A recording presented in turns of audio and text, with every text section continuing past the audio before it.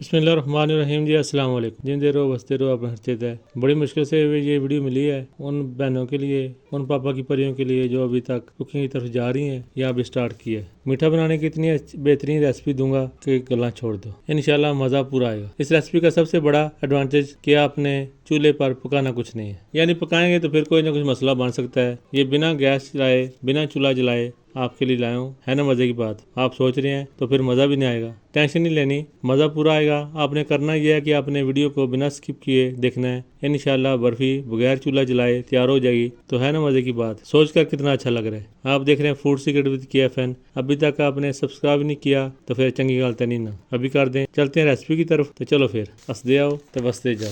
बिस्मिल्लाहिर्रहमानिर्रहीम जी, अस्सलाम वालेकुम।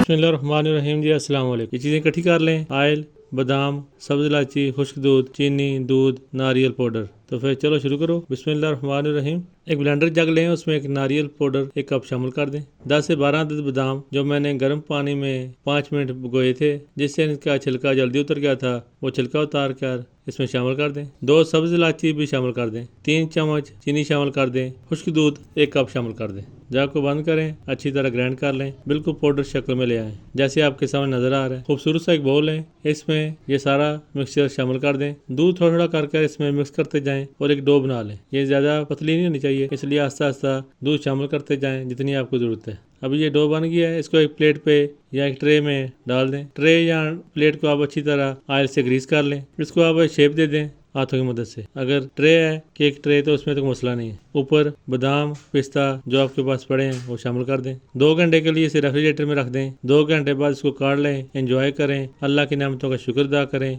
मीठा बिल्कुल तैयार है। बताइएगा जरूर कि ये बर्फी आपको कैसी लगी और खुश्क दूध से बनने वाली ये बर्फी इंशाल्लाह जरूर आपको पसंद आएगी। कमेंट सेक्शन में आपका इंतजार करूंगा, कमेंट जरूर कीजिएगा। जिंदगी ने साथ दिया तो फिर मुलाकात होगी किसी नई रेसिपी के साथ। चंगा फेर अब रख।